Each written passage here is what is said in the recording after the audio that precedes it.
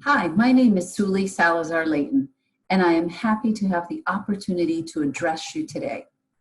First, I want to congratulate you all for participating in this year's International Emerging Leaders Conference. And secondly, I want to remind you that with this privilege comes responsibility. One of the most important aspects of being a great leader, whether in school or in work, no matter the industry or circumstance, is communication. Communication is one of the most critical skills in life. It drives how you interact with others, your ability to influence, to understand, and be understood. It's also one that you will hopefully work on your whole life because it impacts your personal and professional life. Today, I want to dive deeper into 3 specific communication areas: cultural, personality, and gender differences, stereotypes and stereotyping, unconscious biases, and creating consciousness. And then we'll wrap up with what you can do differently. With so many countries represented through this conference, you will get to see some of these differences firsthand. I'd like you to take a moment to think about how your culture communicates.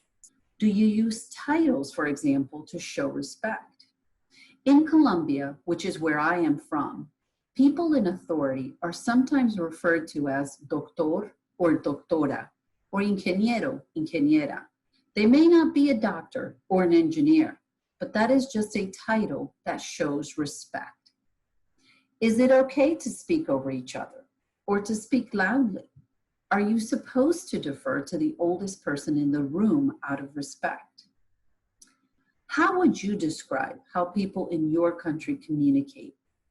I'd like you to please create a description that you can share with students from other countries in the conference throughout the week. Having worked in over 15 countries, I can tell you that it's important not to assume you know how others communicate. You may want to think about where you formed your understanding. Was it through social media, or maybe through a movie? From what others have told you, or because you actually know people from that country? Sometimes personality and culture can also get intertwined or confused with it. We'll get into that in a moment. One of my biggest lessons through work came about 10 years ago. I used to work with this designer who I thought was absolutely brilliant. I loved sharing ideas with her because I knew how she could make them come to life. Early on in our working relationship, I would go into her office and I'd be really excited about a concept or an idea, and I would start to express it and talk with her about it. And as you can tell, I'm an extrovert. And I would immediately jump in and I'd expect her to go back and forth with me, maybe ask me some questions, get into a discussion. Sometimes I just wanted to talk it out.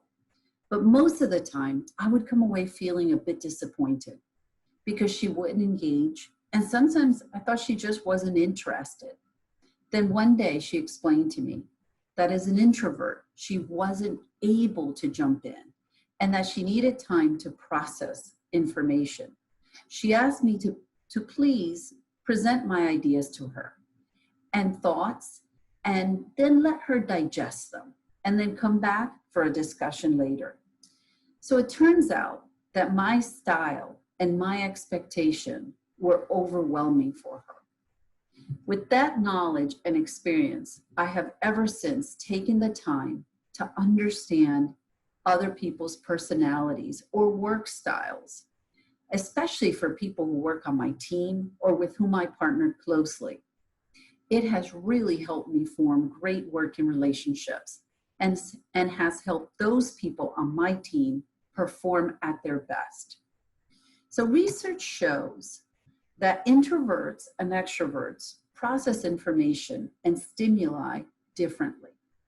Introverts don't like surprises. So for example, my introverted team members at my last company really appreciated the fact that I didn't spring things on them. I didn't come to them with emergencies. I would manage how I communicated the urgency of a project. And I didn't throw a bunch of projects at them at once. I actually told them step kind of by step, or I just kind of gave them to them at different times. But I was able to communicate the urgency of each project, just not springing it on them. Introverts also need time to recharge, for example, after a big presentation or maybe a team project. Extroverts might be so pumped up from the experience that they recharge by going over it out loud with others. Luck would have it that I have 2 daughters who are introverts, so this lesson has really helped me in my life at home. Think about how this could impact your communication with others. Be aware that there are differences in preferences based on people's personalities. Think about communicating or working differently with introverts versus extroverts. Consider asking others on your team how they like to work, or whether they consider themselves to be introverts or extroverts. I mentioned before that sometimes gender also gets intertwined with personality communication differences. So the question is, do women and men communicate differently? Generally speaking, yes. One is not better or stronger than the other, just different. A lot of communication differences have to do with differences in the brain. So men have more gray matter, about 6 times that of women, and women have more white matter, about 10 times that of men. Gray matter processes information locally in the brain, and white matter connects information processing between different areas of the brain. For example, men localize, which is why they focus on specifics and often want just the facts, while women integrate and assimilate more information. Often women want to provide detail and the big picture because they are giving context. Additionally, research shows that women are more aware of facial expressions. That is one reason that it is so important for women to be in leadership roles, because 80% of communication is body language. Important meetings and negotiations are often with body language, and you can read a lot that way. Earlier, I mentioned that sometimes personality and cultural communication styles get confused, and sometimes this is a result of stereotyping. Stereotypes can be harmful because they are normally assumptions that are made of a specific group of people, and usually those assumptions are not good. For example, in the United States, we are currently dealing with a lot of stereotypes that have been in place for many years, centuries even. These have caused and continue to cause a lot of damage to the Black community. This is a complicated topic and one that I cannot do justice to in this presentation, but it must be acknowledged as an important example of stereotyping and unconscious biases. I'm sure that in your country, you can probably think of stereotypes that exist of specific people. For example, of Romas in Italy or in Spain. Sometimes stereotypes are based upon race, ethnicity, socioeconomic status, gender, or even personality. Regardless, they are normally formed from lack of awareness or knowledge. Some common stereotypes might be that Latinos are loud, or that Asians are introverted because they are softer spoken. Another one is that Latinos are hot-tempered. Can you think of some stereotypes others may have of how people from your country communicate? I'd like you to think about, what stereotypes do you have of other countries?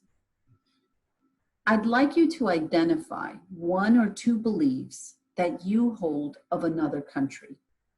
Seek out another student from that country this week and discuss your beliefs. You might be surprised. Likewise, seek to explain how stereotypes of your country may not be true. Research of more than 15,000 students conducted by Yale sociologist Grace Kao and the author of The Company We Keep and her co-authors found that youth who attend diverse schools or are more likely later in life to be friends with or date people of a different race. The bottom line is that giving young people the opportunity to interact with individuals of different races is essential to promoting interracial friendships. That is one of the reasons that I think this experience is so important for you. So what is an unconscious bias and how is it different from a stereotype? An unconscious bias is usually unspoken, and it's usually a belief that is held of a specific group of people. Similar to a stereotype, it can be based on gender, ethnicity, race, socioeconomic status, sexual identity, body size, ability, etc. It occurs automatically. It's quick. It's formed in about 7 seconds, and it causes you to react or behave in a specific way, which is usually a less favorable way. Think of it as a gut reaction. For example, my mother always used to tell me that she preferred a male doctor or a male mechanic. That was, of course, before I explained to her that it didn't have anything to do with the fact that that person was male. It really had to do with their education, with their experience, and to stop and think about that person as an individual. Unfortunately, such biases exist in many industries and across cultures and ages. In fact, research conducted by Yale and Columbia universities showed that in the investment industry, financial professionals paid more attention to investment recommendations made by men as compared to those made by women. Gender bias was reduced only when the people had access to more pertinent information related to the evaluation at hand. Another important example of unconscious biases often happens when people are applying for jobs, which is really important to be aware of. A new study by Yale researchers provides evidence that interviewees are judged based on their social status seconds after they start to speak. So the study shows that people can accurately assess a stranger's socioeconomic position, which is defined by their income, education, and occupational status, based on brief speech patterns, and shows that these snap perceptions influence hiring managers in ways that favor job applicants from higher social classes. An unconscious bias must first be recognized in order to be managed. So ask yourself if there are specific types of people or characteristics of people to which you tend to react, to which you have a gut reaction. For example, might you consider all people above the age of 60 less tech savvy and therefore treat them less kindly when asked a question about technology? Perhaps you speak differently to someone with a particular accent. Maybe you treat them as if they are less intelligent. Or do you speak louder to them so that they can understand you? Take a moment and really challenge yourself to identify your unconscious biases. Everyone has them, so please don't think that you are bad for having them. We all have them. It's what we do after recognizing them that says more about who we are. Ask yourself, why did I think that about this person? Would I have thought or said that if that person were the same race, ethnicity, gender, etc. as me? Once you have identified your unconscious biases, next time you encounter one, stop and take a minute to consciously process and plan your reaction. Make sure to balance yourself and to consciously treat the individual the same as others with whom you do not have that bias. I've given you a lot of information, and hopefully you're thinking about what you can do differently. We all have a responsibility. There's a Colombian belief that you change your parents. I can personally say that it is true. It takes thoughtful influence, which is won through effective communication. But I can tell you that I have had an influence, and I can see it in how I've changed my parents. I also know it because I can tell how my kids are changing me. So what can you do? How do you address misperceptions or stereotypes? Understand where others are coming from. Be open. Be inquisitive. Don't assume you know. Learn to observe. You can learn a lot about others by observing, but you cannot observe if you are always speaking. So ask yourself how much you are speaking and how much you are listening. Be conscious of that. Consider the other person's style of communication when you approach them. Challenge your stereotypes and biases. So there are 3 things that I would like you to really think about this week. I'd like you to work on these things as you work with other students from other countries. Number 1, avoid using labels. They lead to stereotypes. They lead to biases and confirm biases. Always take a moment and consciously avoid forming an impression. So again, that's number 2. Always take a moment. Stop and think about it. And that helps you avoid forming an impression. And number 3, ask a question and listen. Really listen. As much for what is not said as what is said. I want to remind you guys, you have the responsibility to influence people and leaders in your country, in your school, in your community, and throughout your friends and family groups.